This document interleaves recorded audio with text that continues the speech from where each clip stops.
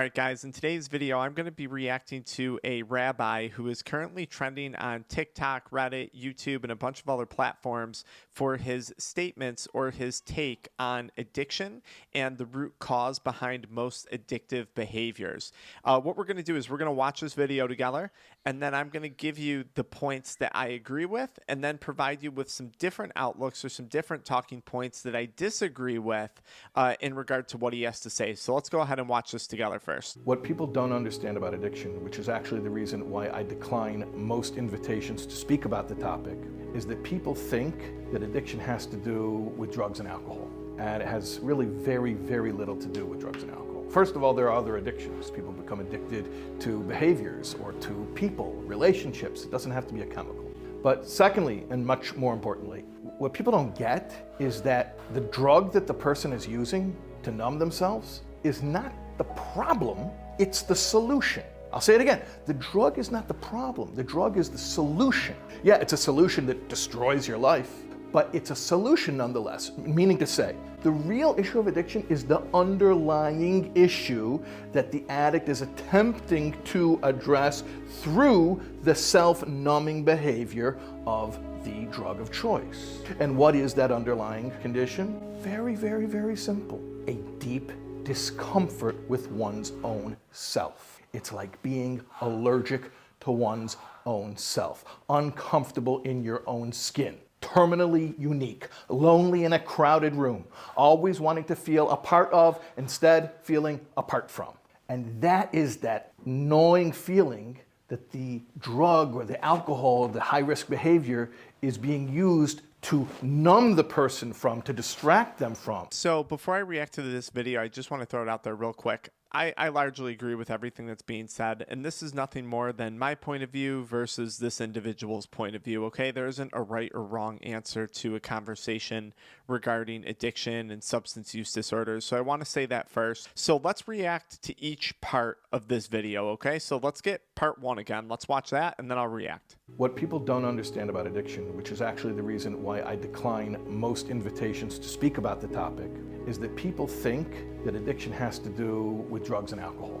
And it has really very, very little to do with drugs and alcohol. First of all, there are other addictions. People become addicted to behaviors or to people, relationships. It doesn't have to be a chemical. Okay, so that I would largely agree with. I agree that drug addiction has very little to do with the drug itself. I often talk about this, and I say this a lot when it actually comes to quitting substances. People will get really, really tied up in the idea of, I got to quit nicotine. How do I quit smoking weed? How do I quit drinking alcohol? And yes, depending on the substance, there is an appropriate and a safe way to go about that. But at the end of the day, there's a bigger question that needs to be addressed for most people, which is, how are you going to learn to have fun without drugs? How are you going to learn to deal with sadness without drugs? How are you going to experience that gain or that loss in life, that high or that low in life, without complementing it with substance use? So I would agree that in general, that drug use has very little to do with drugs. So on that, we see eye to eye, even in regard to some of the emotional stuff that he talks about being attached to substance use later on in the video. But now from here, my agreement with him quickly starts to go downhill. But secondly, and much more importantly, what people don't get is that the drug that the person is using to numb themselves is not the problem, it's the solution. I'll say it again. The drug is not the problem. The drug is the solution. Yeah, it's a solution that destroys your life, but it's a solution nonetheless. Meaning to say. So one of my more notable quotes that I say on my channel is, you can't take the thing that's causing the problem and treat that thing as the solution to the problem, right? So let's say someone's using drugs because they're depressed, because they're anxious, because their health is in a bad spot, or finances are in a bad spot, or their relationships are wrecked. So they're using drugs to cope with those things. Well, there is no circumstance where the drug is going to be a solution to those problems. Now, that's not what he's saying. He's not exactly saying that the drug is solving those problems directly. In fact, he goes on to say the drug completely destroys your life. So I don't really know why we're inserting the word solution into this conversation to the problem. And I only say this because I've I've struggled with addiction myself deeply. I've worked with a lot of people now as an addiction recovery coach who I help people quit drugs. And this is giving that drug some sense of benefit, okay? He also refers to the drug as a numbing agent. And if I'm using drugs to numb emotions, then that would in fact, if they're effectively doing so, would maybe be a solution to some of these emotional problems. But the reality is, like most people who suffer from addiction, which is what we're talking about here, they're not numb. In fact, they're very acutely aware of the pain and the suffering that's occurring in their life or the lives of the people that they love around them, resulting from addiction. Addiction for most people is not a numb experience. It's a very, very painful experience. I would argue that if someone was truly numb, then they wouldn't be aloof. Then they would be aloof as to what's going on, right? If my hand was numb and I put my hand on a hot stove and it had no feeling, I would not feel my hand getting burned. That's numb. I wouldn't even be aware it's happening until it's too late, right? I think most people who struggle with addiction, I would argue that they're very aware of what's happening. And when I talk to people, I say, look, if you're trying to quit, don't say that you use drugs to escape or to numb yourself, because chances are you're not actually escaping anything and you're not numbing anything. And in my mind, when I was using substances, that to me was a major benefit. And a lot of professionals would reinforce that benefit to me. Therapists, they'd say, well, you're trying to numb this, you're using it to cope with this, you're using it to numb that. And I'd be like, right, that's exactly what I'm doing. And okay, you agree with me, it's working, it's numbing the pain. Okay, good, we're on the same page. So my mind, or that addicted voice in my mind, would then conclude, okay, keep using drugs. They're providing you with a solution to X, Y, and Z problems that you're facing. When in reality, I would agree with him, my life was just getting far, far worse and worse and worse. Addiction was just creating multiple more problems. And in no way, shape, or form was providing me with a solution. So I don't really understand why we'd use the language of it's a solution to a problem here, even if those problems are an inability to cope with life or with ourselves, because I don't see how substances would help a person with that. In the case of active addiction and someone wanting to stop, okay? The real issue of addiction is the underlying issue that the addict is attempting to address through the self-numbing behavior of the drug of choice. And what is that underlying condition? So here, the only comment that I would have is, and this is very common, people speak in terms like addict. I think that this term is very outdated. If you look at a lot of literature on it, the term clean, the term I'm 90 days clean, I'm an addict. It's kind of damaging. And I'd reference this to the same thing as, like, let's say type 2 diabetes, right? I think it's largely accepted that with like type 2 diabetes, I don't even like the word diabetic. It's preventable, and it's to an extent reversible too with diet, exercise, supplementation, things like that. But if we tell someone, hey, you are a type 2 diabetic, look at Joe, he's a diabetic. In Joe's mind, that label is going to stick with him now. Like, oh, it's a disease. There's nothing I can do about it. When we label someone as an addict, and this is where I radically have a different opinion than most medical professionals or even the larger bodies of research on addiction, I don't view it as a disease. I much prefer to view it as a choice, because that gives a person power and control, and it makes them powerful, not powerless over their decisions. And when we're calling someone an addict, I see it as just this kind of label. And I think people really take that label to heart. And I think people take that label to mean that change is either going to be very, very hard, if not impossible. So I find the word addict to just be very outdated and unnecessary to use, right?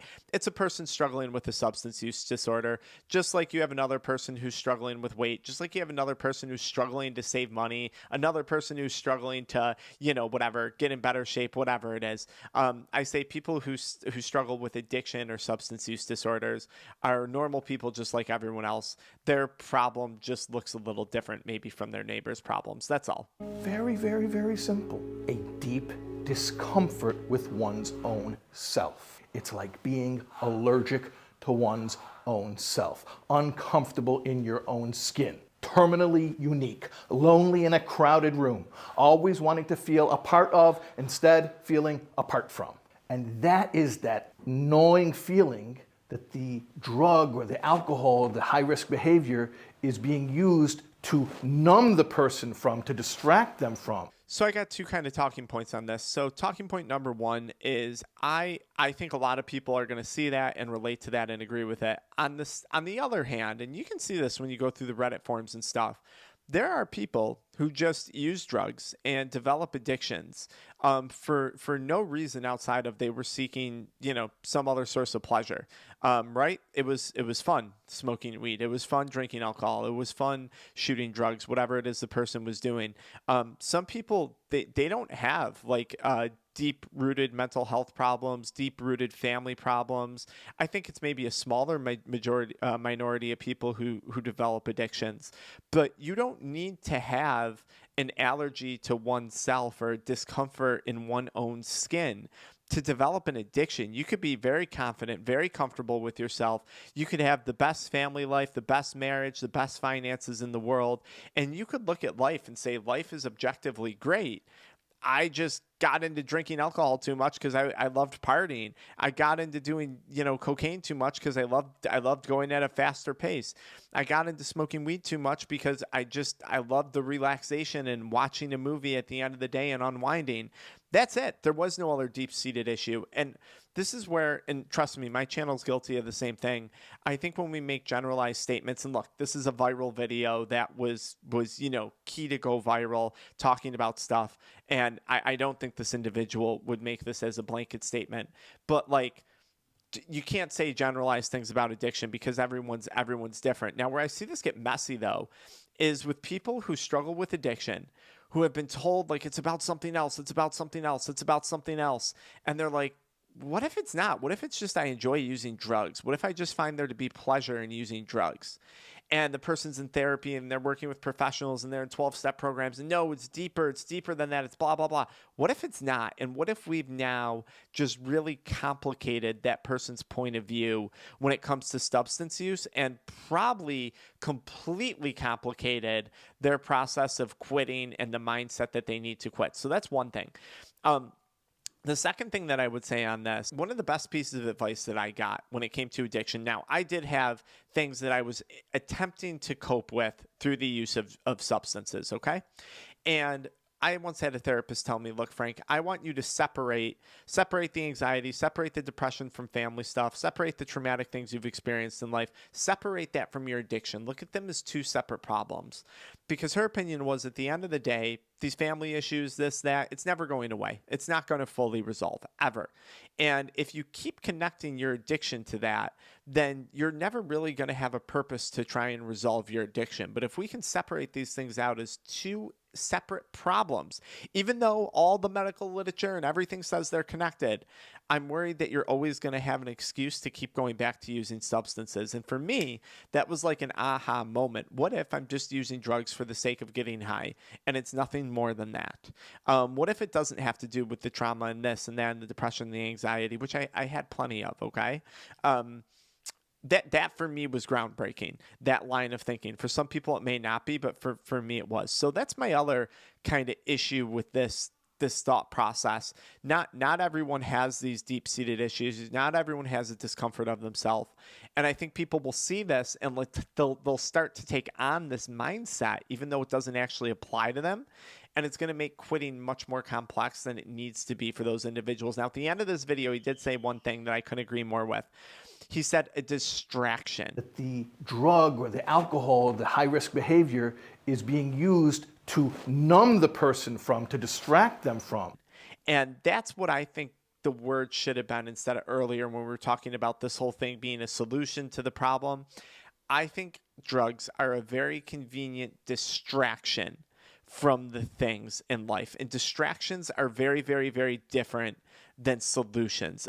Distractions actually delay us from arriving upon a solution, which in my opinion can create more anxiety, depression, pain, discomfort, right? And the more we use the drug, because it's a distraction, the more we layer on the depression, the anxiety, the discomfort, right? And the more we use the drug, the more we're reinforcing that behavior as a behavior to deal with this anxiety, depression, whatever, trauma. And now the thing that maybe wasn't once causing the problem is now adding to the problem, we're under the delusion that it's a solution when really it's just a distraction. As he said at the end of this video, I guess I just would have, I wish he would have started with the word distraction versus ended with it. And then I think maybe we would have seen a lot more eye to eye on this. I hope this video helps you guys out. Look, if you enjoyed this conversation, we have a Addiction Mindset Recovery Coaching School community. It's a group coaching community. I go live in there and I speak to people on Zoom in group settings. We have private DMs where you can talk to me one-on-one. You can find the link to join that group community in the pinned comment or the links in the video description. We also have products, supplements, and free handouts designed to help people quit. Most of it's focused on the mindset around quitting, guys. Best of luck.